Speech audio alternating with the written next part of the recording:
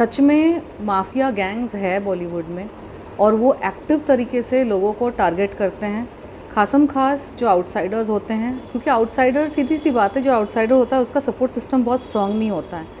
तो ये जो ग्रुप्स काम करती हैं बॉलीवुड में, ये बहुत गलत तरीके से लोगों को टारगेट करती है, बहुत गलत तरीके से लोगों का काम ख़राब करना, उनको साइकोलॉजिकल टॉर्चर करना, मेंटल टॉर्चर करना। क्योंकि ये जो एक्टर्स एक्ट्रेसेस जो आज कंट्रोवर्सी चल रही है, सब आके बोल रहे हैं, ठीक है।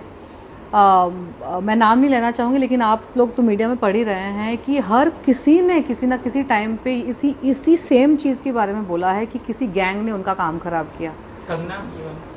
मैं किसी का नाम नहीं लेना चाहती हूँ, लेकिन बड़े से बड़े स्टार्स, बड़े से बड़े म्यूज़िक डायरेक्टर, एक्टर्स हो गए, एक्ट्रेसेस हो गए, डायरेक्टर्स हो गए, अब तो मतलब लिस्ट लंबी होती जा रही है। और अब तो ओपनली सब, मतलब हिंट भी कोई नहीं दे रहा है, ओपनली सब बोल रहे हैं कि हमारे साथ ये गिरोहबाजी हुई है, कि वो गिरोह बना के काम करते हैं। तो ये किसी को टारगेट करना होगा तो हमेशा खुद सामने नहीं खड़े होते हैं, कभी कभार दूसरों को भी सामने कर देते हैं, बहुत ही गंदे नीच घटिया किसी इंसान को सामने कर देंगे जिसके साथ आपको लड़ने की भी इच्छा नहीं होगी। आपने ये भी देखा होगा रिसेंट टाइम्स में, मैंने बहुत बार ऐसा नोटिस किया है कि एक फ़िल्म का ट्रेलर निकला और मैंने बोला ये तो पिक्चर हिट होने वाली, बहुत अच्छा ट्रेलर है, इतना अच्छा कॉमेडी हो, इतना अच्छा लुक हो, ये वो, किसी तरीके से उस फिल्म को रिलीज़ नहीं होने देते हैं या फिर उस फिल्म की रिलीज़ को डिले कर देते हैं, क्योंकि उस फिल्म का हीरो जो है उसके साथ उनको कंपटीशन हो जाती है, ठीक है। और ये जो गिरोह वाले, गैंग वाले लोग हैं, सब बुढ़े हो चुके हैं भैया, रिटायर हो जाओ, आपका वक्त चला गया है। पब्लिक ने मतलब बॉयकॉट की ज़रूरत भी नहीं है, they don't want to see you. हर इंसान को अपनी जगह, अपनी अहमियत और अपनी काबिलियत को देखना चाहिए। आप चाहे कितने भी 30 मार खा हो, आप हमेशा टॉप पे नहीं रह सकते हैं, नहीं होता ना, क्योंकि वो एक बार में एक इंसान को टारगेट करते हैं, और क्योंकि वो ग्रुप में टारगेट कर रहे हैं और कोवर्टली टारगेट कर रहे हैं, इसमें अंडरवर्ल्ड का भी इन्वॉल्वमेंट होता है कुछ कुछ जगहों पे, थोड़ा डराने धमकाने के लिए। अगर मैं अभी इंटरव्यू देना शुरू कर दूँ डिटेल में कि क्या क्या हुआ है, तो 10 घंटे लग जाएंगे। सब चीज़ों के बारे में बोला है कि बॉलीवुड के जो माफिया गैंग, इनका हाथ अंडरवर्ल्ड में, एक हाथ अंडरवर्ल्ड में होता है, एक हाथ ऑकल्ट में होता है। तांत्रिक, मांत्रिक, झाड़ फूंक वाले, ये सब तंत्र मंत्र, जो काले जादू टाइप की चीज़ें, आप खुद ही सोच सकते हैं, जो नेगेटिव, नकारात्मक सोच वाले लोग होते हैं वही इन सब चीज़ों में जाते हैं। याद रखिएगा संजय जी, जब शैतान से पाला पड़ता है ना, तो भगवान भी प्रकट होते हैं। जिसने शैतान को नहीं देखा वो भगवान की अहमियत नहीं समझेगा, और जिसने भगवान को देखा वो शैतान को पहचान भी सकता है दूर से।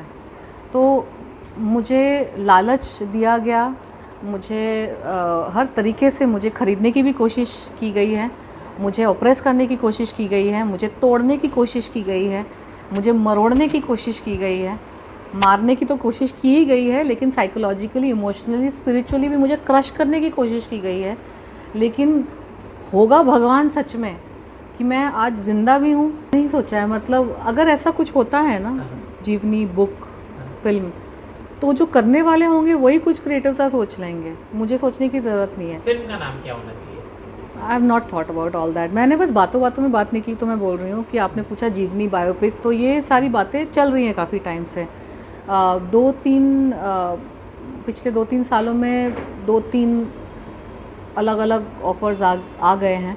एक रीजनल मराठी फिल्म मेकर का भी आया था, वो मराठी में बनाना चाहते थे। चाहे सुशांत सिंह हो गए या फिर जो और लोग हैं, जो आजकल सब मौत की बातें करते हैं बॉलीवुड में कि हमको मार देंगे, हमको जेल भिजवा देंगे, सब बॉलीवुड माफिया से प्रताड़ित हैं, ठीक है। सबको अपनी जान की पड़ी है, किसी को अपने करियर की पड़ी है। तो सत्य की लड़ाई में मार्टिर हो जाना बेटर है, बजाय इसके कि आप अधर्मियों के साथ जुड़ के, अधर्मियों के साथ अधर्म के रास्ते में चल के अगर आप जीत भी गए ना, तो आपने घंटा कुछ नहीं पाया, आपको कुछ नहीं मिला है। You are a biggest loser.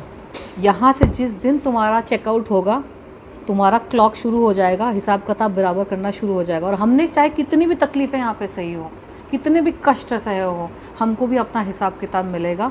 इतना तो मैं ताल ठोक कर, मैं confidently I can say this. नमस्कार, मैं हूँ तनुश्री दत्ता। तनुश्री, आपका बहुत बहुत स्वागत है। हम पूरे 2 साल के बाद मिल रहे हैं, तो ये 2 साल का अपडेट मैं जानना चाहूँगा, दर्शक जानना चाहेंगे कि कैसा रहा। बहुत ही एडवेंचरस रहे मेरे 2 साल, और जो लोग मुझे Instagram I am Tanushree Dutta official पे फॉलो कर रहे हैं उनको तो अपडेट्स मिलती रहती है, अप्स डाउन्स पॉजिटिव नेगेटिव सारी चीज़ें मैं छाप देती हूँ इंस्टाग्राम पे। बहुत ही यूनिक सा, बहुत ही अजीब सा, विचित्र सा, अजीबोगरीब मेरे 2 साल निकले हैं। अब उसके बारे में क्या डिटेल करूँ, आप सब लोग मेरे इंस्टाग्राम पे जाके चेक कर लीजिए क्या क्या चीज़ें गुजरी हैं।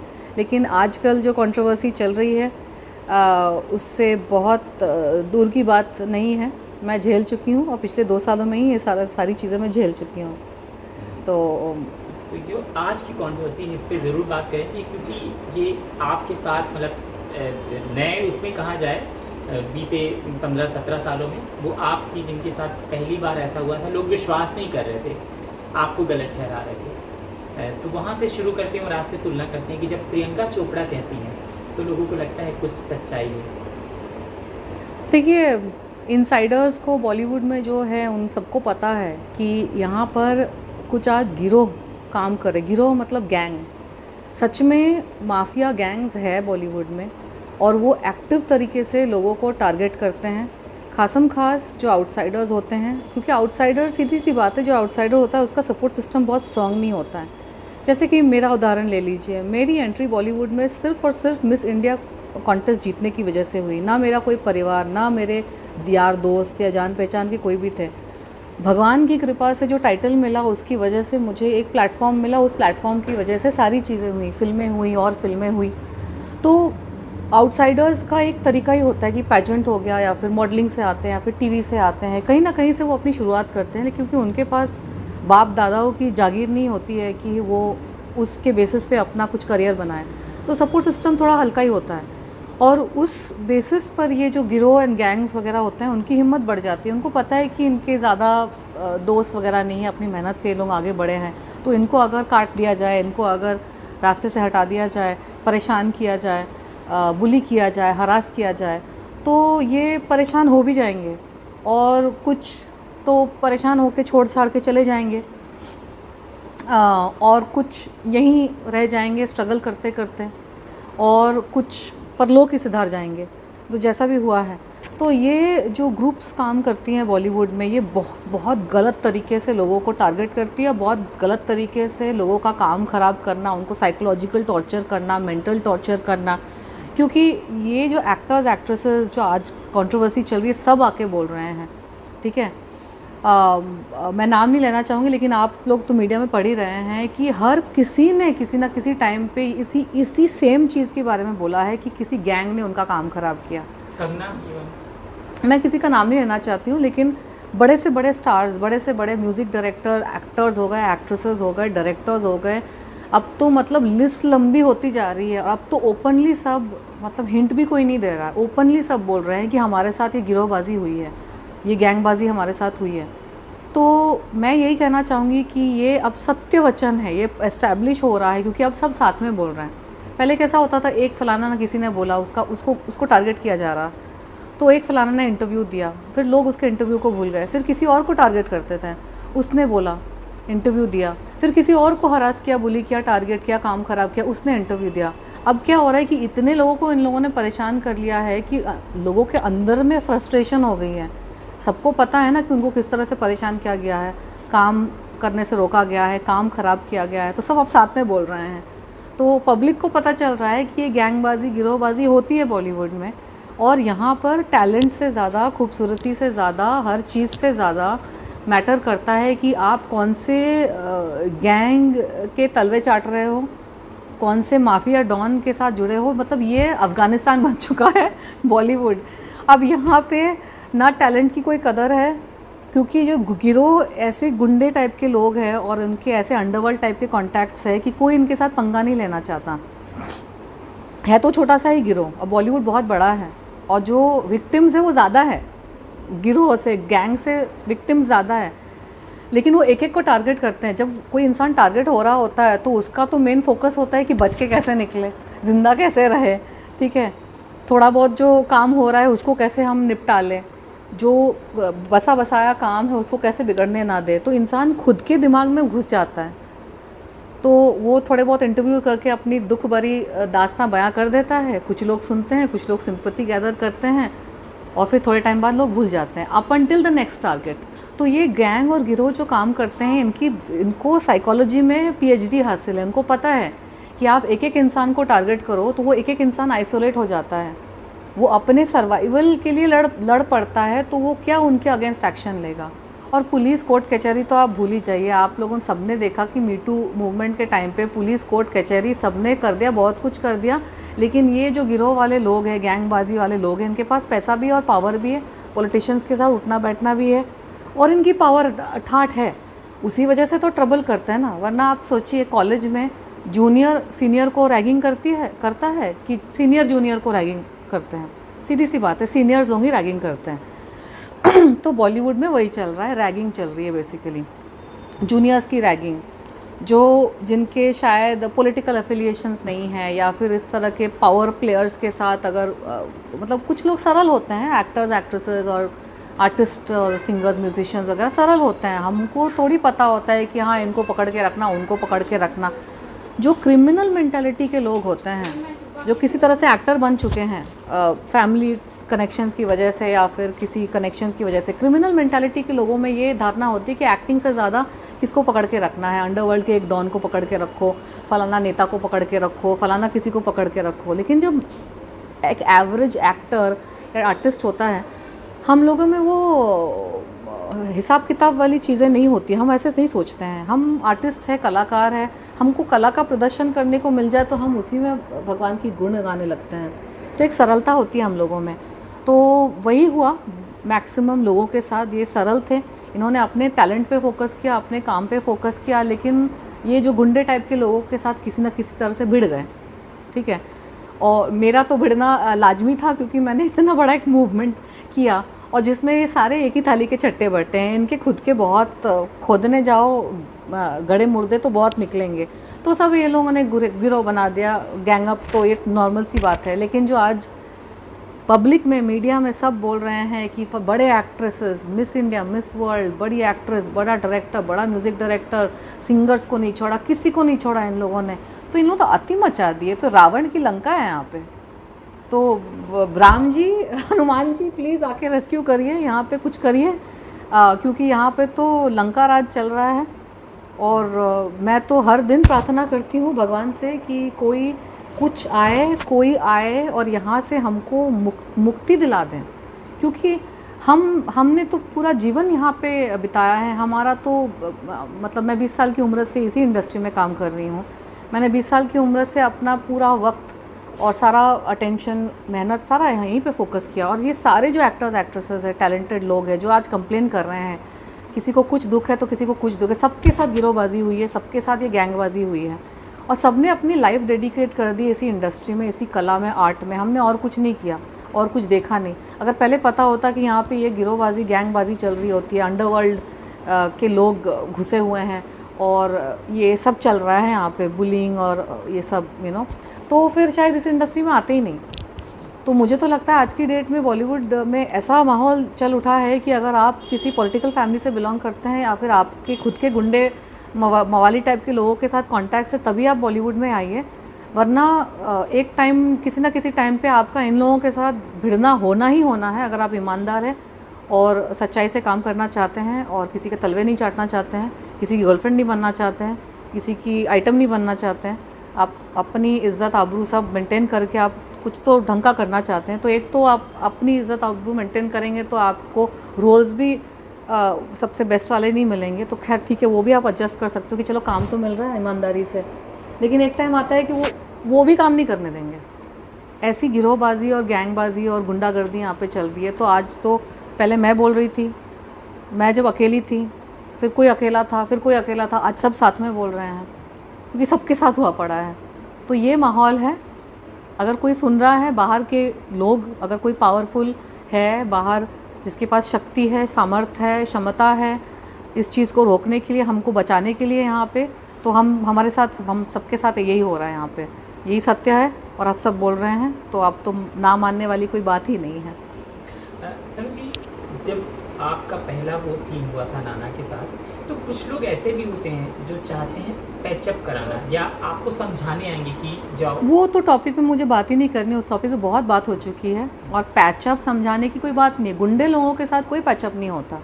जो जानबूझकर दूसरों को परेशान करते हैं, लड़कियों को परेशान करते हैं, वो मिसअंडरस्टैंडिंग नहीं होती है, वो गुंडागर्दी है। मैं वही तो बोल रही हूँ कि यहाँ बॉलीवुड में गुंडों का गिरोह बन चुका है। नहीं, मैं एक उदाहरण दे रहा हूँ, जैसे कि जावेद अख्तर ने कंगना को सलाह दी थी कि वो मामला अलग था। हाँ, तो वो ऐसा- मामला अलग था, उनका मामला अलग था। वो एक पर्सनल मैटर था। हाँ, वो पर्सनल मैटर जो बिगड़ गया था उस पर मैं टिप्पणी नहीं करना चाहूँगी, लेकिन फिर उन्होंने ये कहा था कि तुम्हारा करियर तबाह हो जाएगा, जाओ माफ़ी मांग लो। मैं बोल रहा हूँ, इस तरह की बातें आपके साथ भी लोगों ने कही कि नहीं, मुझे माफ़ी मांगने किसी ने नहीं बोला, क्योंकि सबको पता था कि मैं सही थी और सबको पता था कि वो गलत, सारे लोग गलत थे। सही गलत का यहाँ पे ज्ञान सबको है। ऐसा नहीं है कि बॉलीवुड वाले या फिर पब्लिक को पता नहीं है कि सही कौन है, सब कौन गलत है। मेरे बारे में बहुत सारी गंदी गंदी उल्टी सीधी प्रेस कॉन्फ्रेंसेस भी करवाई गई। फिर मैं नाम नहीं लेना चाहती हूँ, लेकिन बी ग्रेड टाइप के लोगों से प्रेस कॉन्फ्रेंस पैसे देकर करवाए गए। मीटू के टाइम पे 2018 में जब ये सब चल रहा था, तो इनका कैसा काम होता है कि वो गिरोह बना के काम करते हैं। तो ये किसी को टारगेट करना होगा तो हमेशा खुद सामने नहीं खड़े होते हैं, कभी कभार दूसरों को भी सामने कर देते हैं। बहुत ही गंदे नीच घटिया किसी इंसान को सामने कर देंगे जिसके साथ आपको लड़ने की भी इच्छा नहीं होगी, लेकिन वो आके आपके बारे में अनछण कुछ भी बोल के चला जाएगा। झूठ झूठ बनी बनाई हुई पकी पकाई हुई बातें आपके रेपुटेशन को, आपका पर्सनल प्रोफेशनल लाइफ ख़राब करने के लिए। तो ये सब गिरोहबाजी, गैंगबाजी यहाँ पे चल रही है और इसका कोई तोड़ मैं तो निकाल नहीं पाई हूँ, क्योंकि ये बहुत डिफ़िकल्ट है। जब बहुत सारे लोग मिलके आपको परेशान करने की कोशिश कर रहे हैं, आपका काम ख़राब करने की कोशिश कर रहे हैं, आपको पुश इन द कॉर्नर कर रहे हैं, ठीक है, पुश्ड इन द कॉर्नर, अजीब अजीब तरीके से मैनिपुलेट करके आपको ट्रबल करने की कोशिश कर रहे हैं, तो आप अकेला इंसान क्या करेगा। अब तो क्या है कि सब साथ में बोल रहे हैं, मीडिया में बोल रहे हैं कि हमारे साथ भी हुआ है, हमारे साथ भी हुआ है, हमारे साथ भी हुआ है, सब बोल रहे हैं। तो अब पब्लिक में ध्यान आया कि अरे ये होता है, लेकिन जब एक एक इंडिविजुअल बोल रहा होता है तो उसकी आवाज़ दब जाती है। एक इंसान कितना कंप्लेन करेगा मीडिया में आके। अल्टीमेटली नेगेटिविटी किसी को नहीं चाहिए, और एक्टर्स एक्ट्रेसेस ऐसे होते हैं कि हमको अपना फोकस करना है, पॉजिटिविटी, क्रिएटिविटी, अपने दिमाग को सही रखना है। तो कितना कंप्लेन करेंगे। कंप्लेन करते करते एक इंसान चुप बैठ जाता है एक टाइम पे अपनी मन की शांति के लिए। तो ये हो रहा है। तो मैं मेरा बस यही है कि अगर कोई है बाहर जिसको ये समझ में आ रहा है कि यहाँ पे हो रहा है ये सारी चीज़ें बॉलीवुड में और गलत हो रहा है, हम कुछ आध लोग तो फंस गए हैं इस चीज़ में, और बड़े बड़े एक्टर एक्ट्रेस बोल रहे हैं कि वो भी इस चीज़ से गुज़र रहे हैं। तो प्रॉब्लम है यहाँ पे। अब कोई अगर है, भगवान का दूत कोई अगर है, तो प्लीज़ इस चीज़ से निवारण दिलाइए हमको। साम दाम दंड भेद जो इस्तेमाल करना है कर लो, क्योंकि लॉ एंड ऑर्डर से कुछ नहीं हो रहा है, पुलिस कुछ नहीं करेगी। यहाँ तो कंप्लेन भी नहीं कर सकते, क्योंकि ये सारी चीज़ें इतनी छुपी छुपाई तरीके से गैंगबाजी होती है कि कोई प्रूफ भी नहीं होता है कि फ़लाना हमको परेशान कर रहा है। अगर एक पूरा ग्रुप बना के, गैंग बना के एक बंदे को परेशान करना शुरू कर देना, तो वो अजीब अजीब तरीके से, छुपे हुए तरीके से परेशान, ट्रबल कर सकते हैं। तो उसमें पुलिस कंप्लेंट करके आप अपने आप को ही पागल प्रूफ करेंगे। इसीलिए तो मीडिया में आके एक्टर एक्ट्रेसेस और singers, musicians, music directors media में आके अपना दर्द बयां करते हैं, क्योंकि हमको हेल्प करने वाला कोई नहीं है यहाँ पे। हम सभी ने अपनी मेहनत से, ये सारे हम आउटसाइडर्स ही, आप देखो, हमने सब ने अपने मेहनत से अपना मुकाम बनाया, अपना नाम बनाया, अपनी पोजीशन बनाई। लेकिन अब ग्रुप बना के अगर कोई परेशान कर रहा है तो फिर क्या करेगा इंसान। मैं तो अध्यात्म से जुड़ गई हूँ, वहाँ मुझे शांति मिलती है। वहाँ मुझे जैसे भगवद गीता के चीज़ों से मुझे ज्ञान मिलता है। मैं समझती हूँ कि मैं इस महायुद्ध के बीच में हूँ और कृष्ण मेरे सारथी हैं।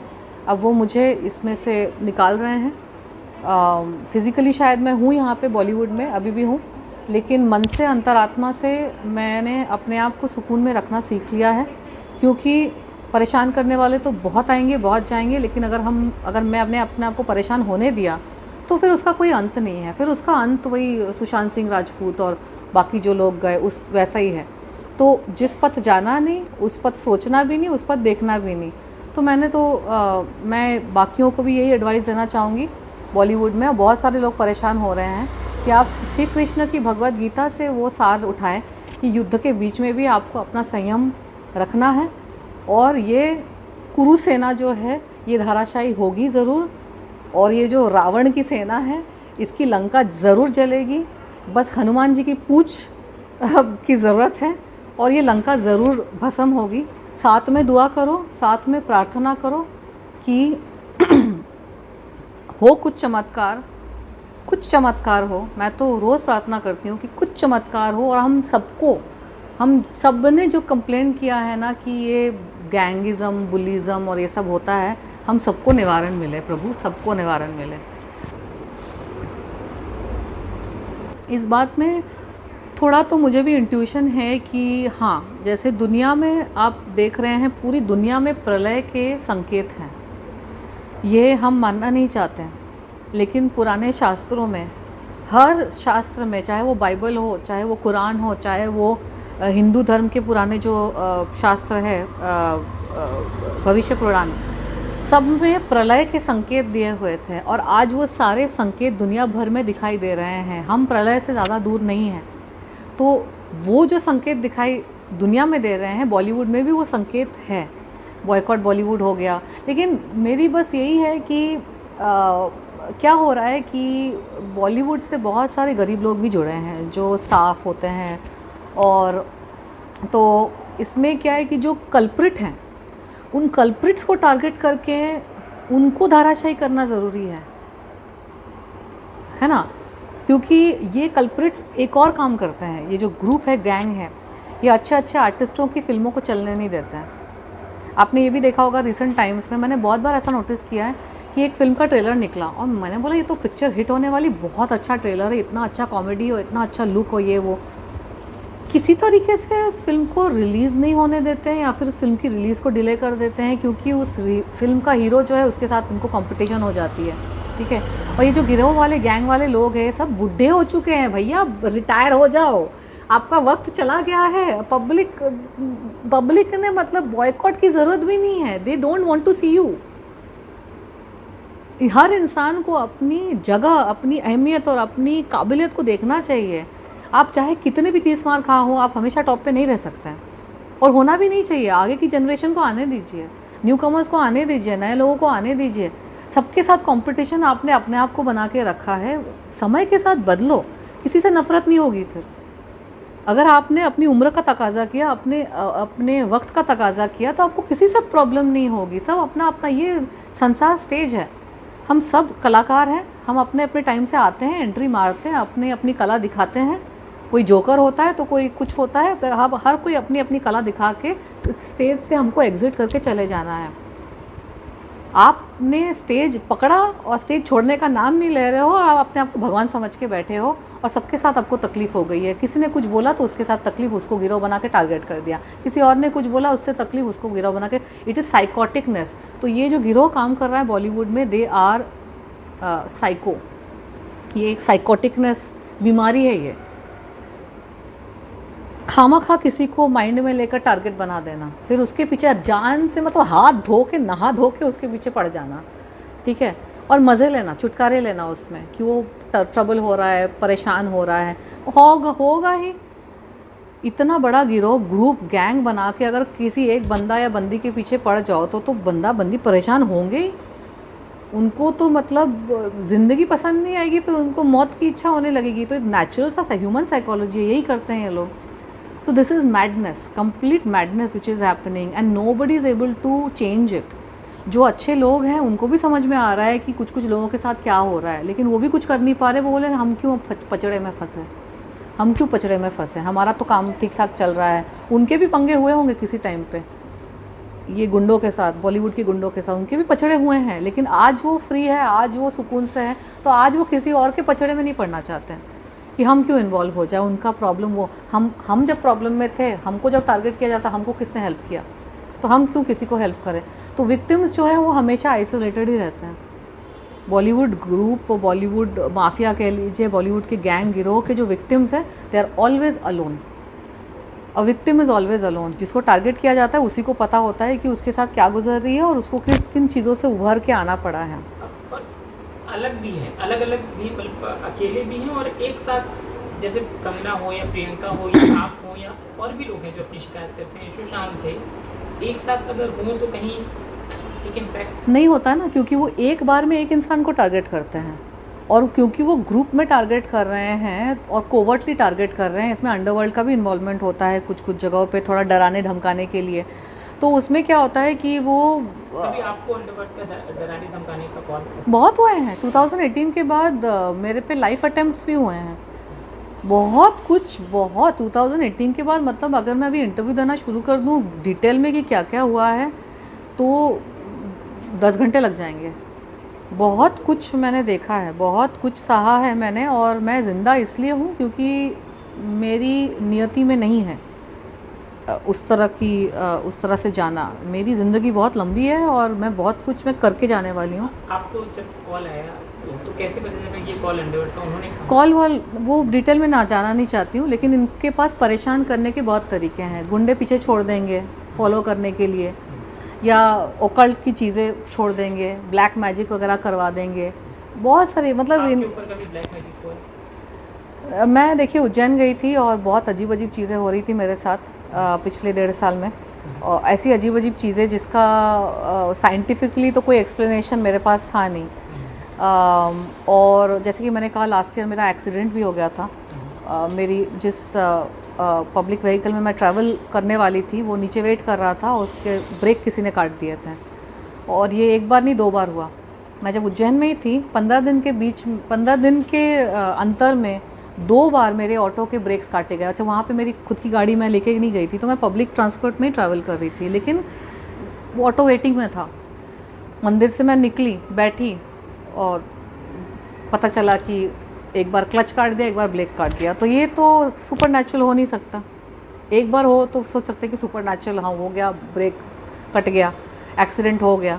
2 बार अगर हो तो ज़रूर कोई कर रहा था, कोई आपको लगता है कि पीछा कर रहा है? कर रहा है नहीं। उस एक कुछ हद वक्त मुझे लगा था कि इस तरह का कुछ हो रहा है, और मैं ना इन सब चीज़ों पे ज़्यादा ध्यान नहीं देती। Honestly, to maintain your sanity you have to ignore a lot of things. मेरे लिए मेरा मानसिक संतुलन सबसे ऊंचा है, सबसे बड़ा है, और अगर मुझे अपने मानसिक संतुलन को मेंटेन करने के लिए कुछ चीज़ों को इग्नोर करना पड़े तो मैं इग्नोर करती हूँ, चाहे उसमें मेरी लाइफ को भी थ्रेट क्यों ना हो, मैं उसको इग्नोर करूँगी। क्योंकि मेरा मानना है कि मेरा जीवन और मृत्यु मैं अपना लिखवा के लाई हूँ और मेरी मर्ज़ी के ऊपर डिपेंड करता है। तो बहुत सारी चीज़ें हैं जो औरों ने भी बोली है, बहुत सारी चीज़ें हैं जो औरों ने भी इन सब चीज़ों के बारे में बोला है कि बॉलीवुड की जो माफिया गैंग, इनका हाथ अंडरवर्ल्ड में, एक हाथ अंडरवर्ल्ड में होता है, एक हाथ ओकल्ट में होता है। तांत्रिक, मांत्रिक, झाड़ फूंक वाले, ये सब तंत्र मंत्र, जो काले जादू टाइप की चीज़ें, आप खुद ही सोच सकते हैं। जो नेगेटिव, नकारात्मक सोच वाले लोग होते हैं वही इन सब चीज़ों में जाते हैं। कोई पॉजिटिव माइंडसेट का इंसान अंडरवर्ल्ड में घुसेगा नहीं, अंडरवर्ल्ड के लोगों के साथ ताल्लुकात नहीं रखेगा। कोई पॉजिटिव, सकारात्मक विचार वाला इंसान ब्लैक मैजिक, तंत्र मंत्र, ये सब चीज़ों में नहीं घुसेगा। तो ये जो बॉलीवुड माफिया, अंडरवर्ल्ड, तंत्र मंत्र, ये सब चीज़ें सुनने में अजीब लगती होंगी, लेकिन आप गूगल कर लीजिए, मीडिया रिपोर्ट्स डाल लीजिए, बहुत सारे मीडिया रिपोर्ट्स हैं जहाँ पे ये तथ्य के हिसाब से प्रूव किया गया है कि ये जो लोग हैं इन सब चीज़ों में इन्वॉल्व होते हैं, और उनको जब किसी को परेशान करना होता है तो वो साम दाम दंड भेद सारे इस्तेमाल कर लेते हैं। अब जिसको इन सब चीज़ों का आइडिया ही नहीं है, तंत्र मंत्र, वो तो उसको समझ में नहीं आएगा मेरे साथ क्या हो रहा है भैया। घर के अंदर लोग प्लांट कर देते हैं, ये क्या डिफ़िकल्ट है। किसी मेड को, किसी मेड या मेड सर्वेंट वगैरह किसी को अंदर डाल के आपके खाने में दवाइयाँ मिलाना, चीज़ों में, पानी में, खाने में दवाइयाँ वगैरह मिला के आपको बीमार कर देना, ठीक है। आजकल तो लोग हार्ट अटैक से मर रहे हैं, क्या पता हार्ट अटैक है कि किसी ने कोई दवाई खिला दी थी जिसकी वजह से हार्ट अटैक आ गया हो। एक्सीडेंट हो जाते हैं, क्या कुछ हो जाता है। तो अब वो ज़माना नहीं है कि कोई अंडरवर्ल्ड वाला सीधा बंदूक दाग के आपको 10 लोगों के बीच में मर्डर करेगा। सीसीटीवी कैमरास हर जगह लागू है। आज की डेट में अगर किसी को उड़ाना है तो इसी तरीके से लोग उड़ाते हैं कि पता ही ना चले एक्सीडेंट था कि नेचुरल डेथ थी कि अननेचुरल डेथ थी कि क्या हुआ। तो चल रहा है बहुत ही गंदा सा गेम यहाँ पे, जो लोग इसके बारे में बोल रहे हैं। लेकिन अब कौन इससे निवारण दिलाएगा, या फिर हमारी करनी है, हमारी भरनी है शायद, पिछले जन्म के कुछ हम पाप धो रहे हैं, या फिर ये कलयुग के संकेत है कि हमको अभी इस जगह पे डाला गया है, इस जगह को सुधारो या फिर खुद सुधर जाओ, मोक्ष प्राप्त कर लो। आपकी जब बात सुनता हूँ तो मुझे लगता है आपकी अगर बायोपिक बनती तो बड़ी दिलचस्प बनेगी। बहुत बनेगी, बहुत इंटरेस्टिंग बनेगी। मतलब उसमें सब कुछ रहेगा। उसमें मतलब ऐसा कोई टॉपिक नहीं है जो छूटा हुआ रहेगा। आप विश्वास नहीं करेंगे, मैं तो इस सब्जेक्ट के डिटेल में मैं जाना नहीं चाहती हूँ, क्योंकि बड़ा ही विचित्र सा सब्जेक्ट हो जाएगा ये झाड़ फूक तंत्र मंत्र का। लेकिन ऐसी अजीब अजीब चीज़ें मेरे साथ हो रही थी कि मतलब मैं बोला भैया ये है क्या। और मैं अपने आप को योगी मानती थी। मैं योग वगैरह साधना से, भक्ति साधना से, उन सब चीज़ों से मैंने ईश्वर को प्राप्त किया है। मुझे इन सब ब्लैक मैजिक तंत्र मंत्र कोई आइडिया नहीं था। लेकिन ये एक साइंस है। इस साइंस को इस्तेमाल करके जो करेक्ट शास्त्र वगैरह जिन्होंने ये प्रैक्टिस करते हैं, एक इंसान के नाक में दम किया जा सकता है, उसको उसकी मृत्यु तक भी पहुंचाया जा सकता है, बिलीव इट और नॉट। हम बायोपिक की बात करें, हाँ बायोपिक मेरे को ऑफ़र हुए हैं बहुत सारे। हाँ मुझे मेरी लाइफ पे, हाँ अभी 2-3 हफ्ते पहले जब मैं कामाख्या में थी, साधना कर रही थी, कामाख्या मंदिर गुवाहाटी। क्या बात है, आप कितने दिन की साधना कर रहे थे? मैं 60 डेज़ के लिए गई थी। 60 दिन? 60 डेज़, हाँ। मैं उज्जैन जाती हूँ, महाकाल और कामाख्या, ये 2 मेरे जगह हैं। और मैं मंदिर के आसपास किसी होटल में रुकती हूँ और मंदिर में मेरा आना जाना हमेशा रहता है। मैं साधना करती हूँ, तो इसी वजह से मैं बोल रही हूँ कि बहुत सारी चीज़ें मुझ पर असर नहीं करती है, और करती भी है तो मैं ऊपर से निकल जाती हूँ। लेकिन I can only understand somebody who is not having that strong connection will get very troubled, और परेशान मैं भी हुई हूँ। हाँ, तो 2 हफ्ते पहले आपको, हाँ मुझे 2-3 हफ्ते पहले किसी नामचीन डायरेक्टर है कोई, उन्होंने कुछ प्रोजेक्ट्स किए हैं किसी प्रोडक्शन हाउस में, मेरी सिस्टर को फ़ोन आया था। वो चाहते थे कि मुझसे बात करना बायोपिक वगैरह। और ये नई बात नहीं है, पिछले साल भी एक कंपनी ने मुझे अप्रोच किया था बायोपिक के लिए। वो एक बहुत मोटी रकम भी देने को राज़ी थे, लेकिन उनकी कुछ शर्तें थी, और वो शर्तें मुझे मंजूर नहीं थी। मुझे क्रिएटिव कंट्रोल चाहिए था कि आप कुछ भी छाप देंगे, कंट्रोवर्शियल ऐसा कुछ बना देंगे, फिर मेरा उसमें क्रिएटिव कंट्रोल अगर नहीं रहेगा तो फिर कल को अगर कुछ इशू हुआ तो फिर तो वो सारी मैटर्स थे, उसकी वजह से वो बायोपिक वर्कआउट नहीं हुआ। 2-3 हफ्ते पहले किसी ने बोला, मैंने बोला ठीक है आप भी आ जाइए, लेकिन शर्तें मेरी रहेंगी बायोपिक अगर करनी होगी। लेकिन माल मसाला बहुत है, मतलब मैं खुद की लाइफ देखती हूँ, मैंने बोला एक छोटे से जीवन में इतना कुछ हो गया। और सुपर नेचुरल चीज़ें भी है जो अब मेरी तरफ से हैं, जिसमें मुझे पता नहीं किसी को उन सब चीज़ों में इंटरेस्ट होगा भी कि नहीं। लेकिन याद रखिएगा संजय जी, जब शैतान से पाला पड़ता है ना तो भगवान भी प्रकट होते हैं। जिसने शैतान को नहीं देखा वो भगवान की अहमियत ही नहीं समझेगा, और जिसने भगवान को देखा वो शैतान को पहचान भी सकता है दूर से। तो मुझे लालच दिया गया, मुझे हर तरीके से मुझे ख़रीदने की भी कोशिश की गई है, मुझे ऑप्रेस करने की कोशिश की गई है, मुझे तोड़ने की कोशिश की गई है, मुझे मरोड़ने की कोशिश की गई है, मारने की तो कोशिश की ही गई है, लेकिन साइकोलॉजिकली, इमोशनली, स्पिरिचुअली भी मुझे क्रश करने की कोशिश की गई है। लेकिन होगा भगवान सच में कि मैं आज ज़िंदा भी हूँ, और आप जो मुझसे बात कर रहे हैं तो ये तो आप खुद ही समझ सकेंगे कि मेरा मानसिक संतुलन कितना बैलेंस्ड है और मैं कितना ठहराव से मैं अपनी बात रखती हूँ। तो ये ईश्वरीय कृपा ही है। अब रमज़ान का समाना सीज़न चल रहा है, रमज़ान है, नवरात्रि है, रमज़ान है, नवरात्रि है। हम फास्टिंग तो करते हैं, ये सब ऊपर का दिखावा तो सब लोग करते हैं, लेकिन अंदर से ईश्वर को ना हम जैसा इंसान ही मान सकता है, जो मौत के मुंह से बाहर आया है। और बार बार मौत के मुंह से बाहर मैं आई हूँ, और परेशानी हुई है मुझे, बहुत कुछ मैंने देखा है, बहुत कुछ देखा है छोटी सी ज़िंदगी में। साहब लेकर आए थे बायोपिक, उसका क्या हुआ? नहीं, उनसे मेरी बात ही नहीं हुई। वो 2-3 हफ्ते पहले मैं कामाख्या में थी, तो मैंने बोला कि मैं वापस आने के बाद फिर इत्मीनान से बात करती हूँ, क्योंकि मुझे पता था वही बात होने वाली है कि हम आपका मी टू का दिखाएंगे, हम आपका बचपन का दिखाएंगे, हम आपके लाइफ के एक्सपीरियंसेस वगैरह वगैरह। फिर मैं कुछ बोलूँगी कि पूरी कहानी बताइए, कंट्रोवर्शियल मत करिए, उसको स्पाइसी मत करिए। मेरा मुद्दा वो नहीं है कि मुझे कंट्रोवर्शियल स्पाइसी कुछ करना है, जो सच है सच है। तो वो सारी बातचीत होगी, अगर उनको इंटरेस्ट है, सीरियस है तो आएंगे, वरना तो मैं ठीक हूँ। आपने कभी लिखा अपना ये लाइफ लिखते हो डायरी? नहीं, I don't write. I mean sometimes I right few things, but मेरी स्पिरिचुअल चीज़ें मैं लिखती हूँ, अपना कुछ नहीं। कोई और लिखे आपकी जीवन पर किताब? कोई और लिखे तो चलेगा, मुझसे नहीं होता खुद बैठ कर लिखना। मैं वक्ता अच्छी हूँ, अगर आपने नोटिस किया है तो मैं बोल सकती हूँ। मुझे सारी चीज़ें मेरे माइंड में, मेरे जहन में, मुझे सब कुछ याद है। मेरे खुद के स्पिरिचुअल एक्सपीरियंस, मेरे खुद के जो रियल लाइफ के एक्सपीरियंसेस हैं, मेरी क्या फीलिंग्स रही उस वक्त, मैं किन किन चीज़ों से गुजरी हूँ, पर्सनल लाइफ, प्रोफेशनल, मुझे सब याद है। कोई और लिखे, कोई और उसको अच्छे से राइटिंग टाइपिंग वाला काम मुझे पसंद नहीं है, वो कोई और करे तो मैं मुझे चलेगा। अगर किताब छपती है तो उसका नाम क्या होगा, और अगर फिल्म बनती है तो उसका नाम क्या होगा? किताब छपती है तो नाम उसका वही होगा, मेरी जीवनी तनुश्री दत्ता। नहीं, थोड़ा सा तो थोड़ा क्रिएटिव करते हैं। हाँ, कुछ होना, हाँ वो तो करने वाले, छापने वाले फिर सोच ले। आपके मन में भी होगा ना कि कभी तो सोचा होगा। नहीं है, मैंने ऐसा सोचा नहीं है, क्योंकि मैं बहुत यंग हूँ ऑनेस्टली। मैंने ये बायोपिक वगैरह का उतना सीरियसली इसलिए भी नहीं लिया क्योंकि मेरी ज़िंदगी बहुत लंबी है और भी आगे बहुत कुछ करना है मुझे। बिल्कुल आगे करना है, लेकिन टिल डेट आप समझदार हैं, पढ़ी लिखी हैं, बहुत क्रिएटिव भी हैं। अगर एक नाम आप सोचती हैं तो कौन सा नाम हो सकता है, अगर आज मैं आपसे पूछूं? नहीं सोचा है, मतलब अगर ऐसा कुछ होता है ना, जीवनी, बुक, फिल्म, तो जो करने वाले होंगे वही कुछ क्रिएटिव सा सोच लेंगे, मुझे सोचने की ज़रूरत नहीं है। फिल्म का नाम क्या होना चाहिए? I have not thought about all that. मैंने बस बातों बातों में बात निकली तो मैं बोल रही हूँ कि आपने पूछा जीवनी, बायोपिक, तो ये सारी बातें चल रही हैं काफ़ी टाइम से। पिछले 2-3 सालों में 2-3 अलग अलग ऑफर्स आ गए हैं। एक रीजनल मराठी फिल्म मेकर का भी आया था, वो मराठी में बनाना चाहते थे, लेकिन मतलब बात ज़्यादा आगे वहाँ बढ़ी नहीं, आई वॉज नॉट इंटरेस्टेड।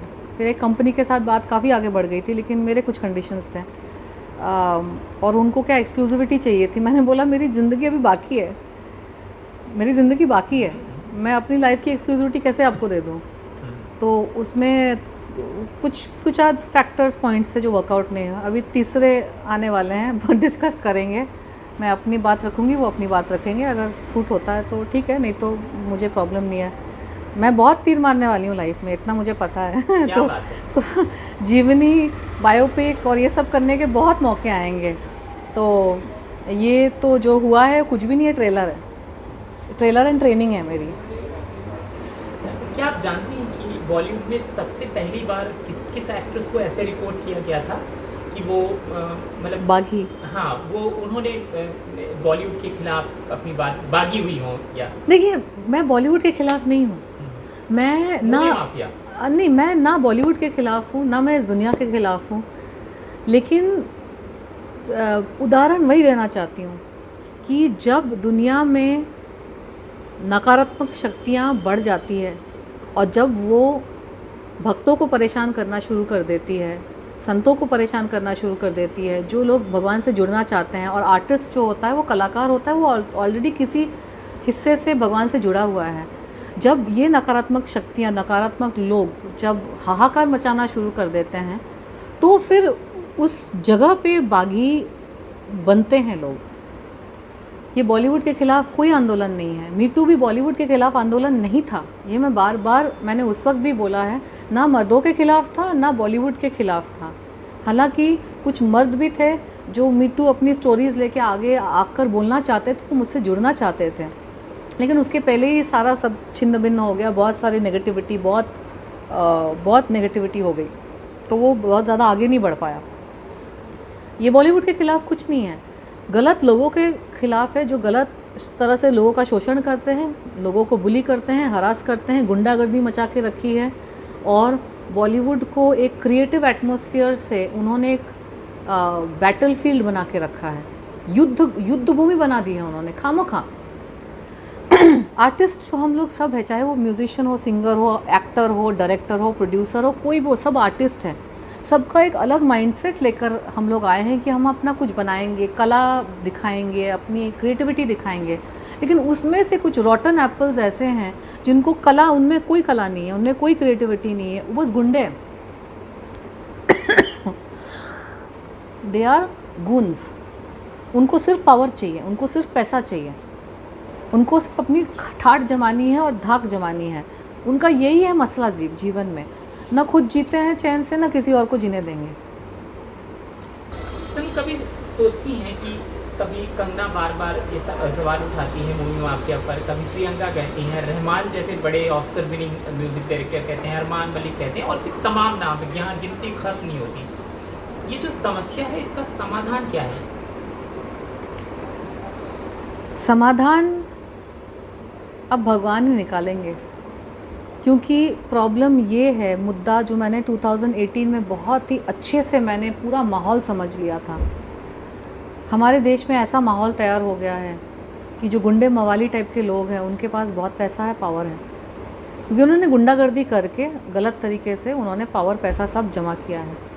उसकी वजह से इन लोगों की पॉलिटिशियंस के साथ, पुलिस के साथ, सबके साथ साठगांठ बनी हुई है। तो जो विक्टिम्स होते हैं, जो परेशान होने वाले लोग होते हैं, वो तो परेशानी इसलिए हो रही है क्योंकि उनकी पावर कम है, राइट। तो अब वो किसी के पास जा नहीं सकते हैं, ना पॉलिटिशियंस के पास, ना पुलिस के पास, किसी को कोई मदद नहीं मिलती है, क्योंकि ये गुंडे टाइप के लोगों ने पैसा वैसा खिला के अपनी साठगांठ बना के ये इनका जुर्म का साम्राज्य चल रहा है। और सबसे बुरी बात यह है कि बॉलीवुड जैसा जगह जहाँ पे क्रिएटिविटी होनी चाहिए, यहाँ पर भी जुर्म का साम्राज्य शुरू हो गया है, जो हम सब देख रहे हैं।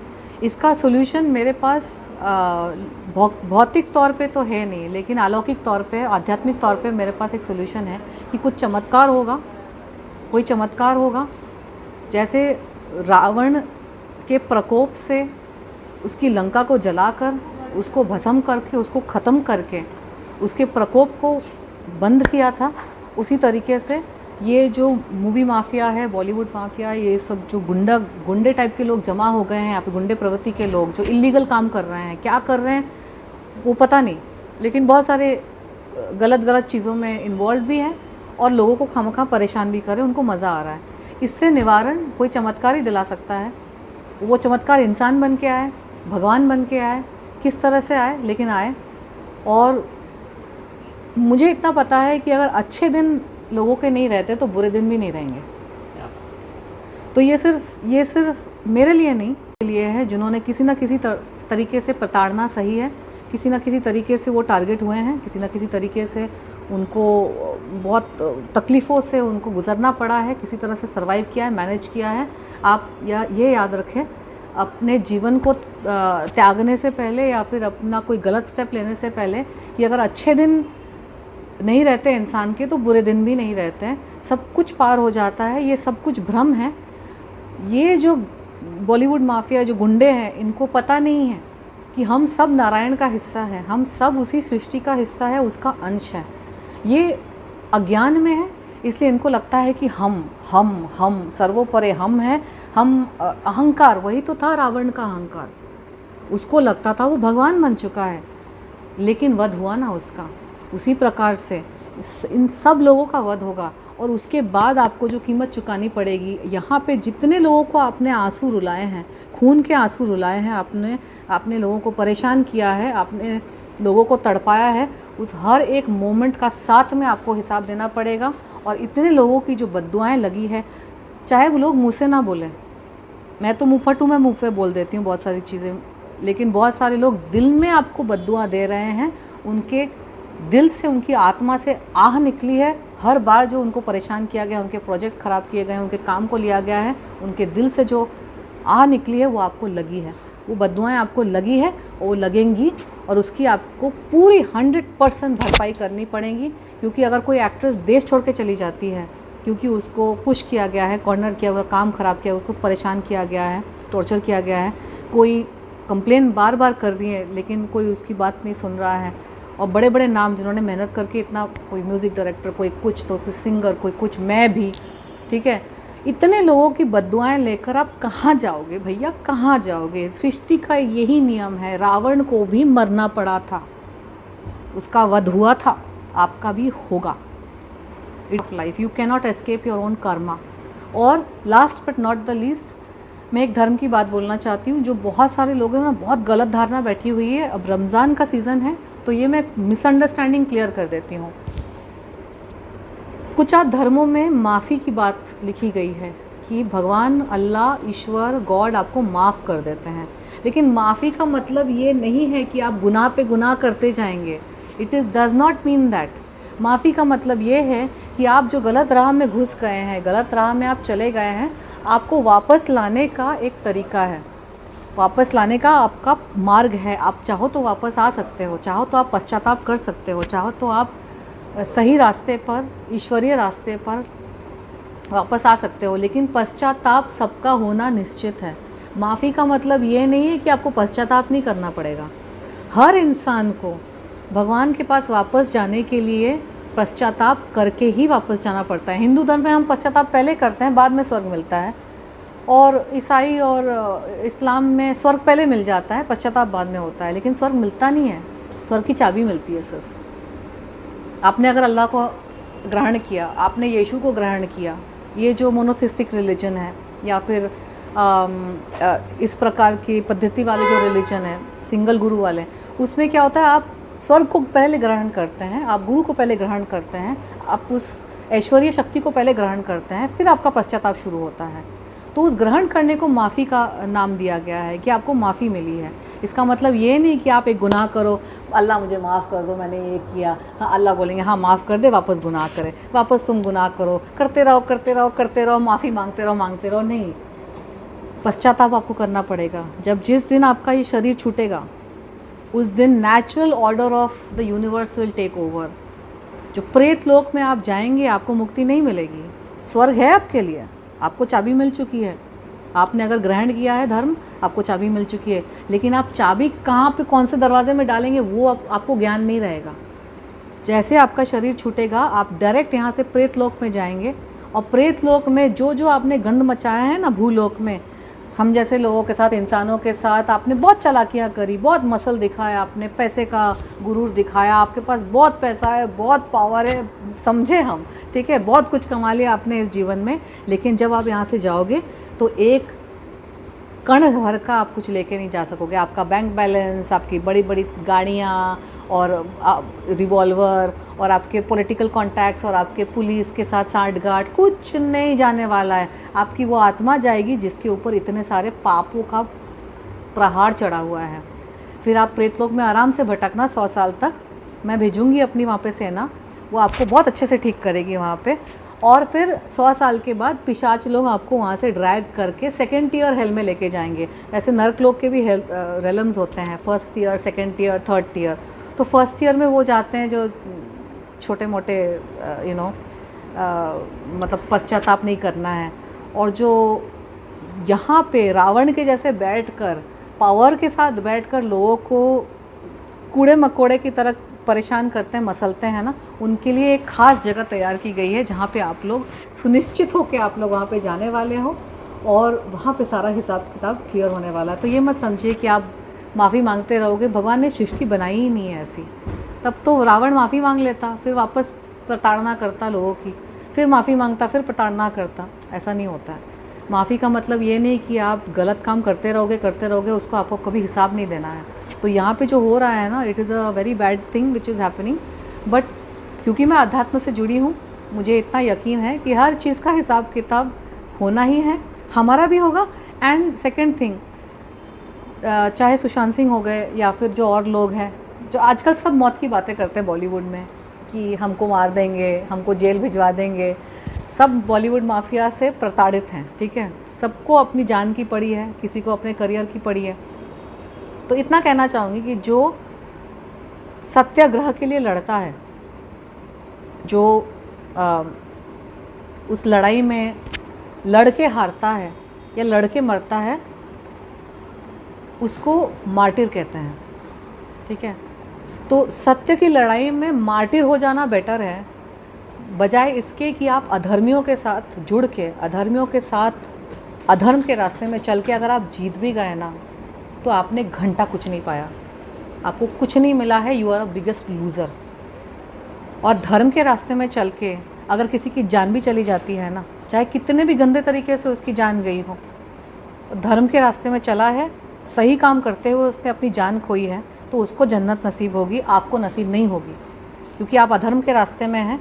अधर्मियों का साथ दे रहे हैं। और जितने भी बॉलीवुड के अधर्मी हैं, सुन लो कान खोलकर, तुमने कितना भी पैसा कमाया हो, तुमने कितना भी नाम शोहरत कमाया हो, तुम्हारे पास कितना भी पावर हो, और तुमने कुछ भी कुछ है, तुमने कुछ नहीं उखाड़ा लाइफ में।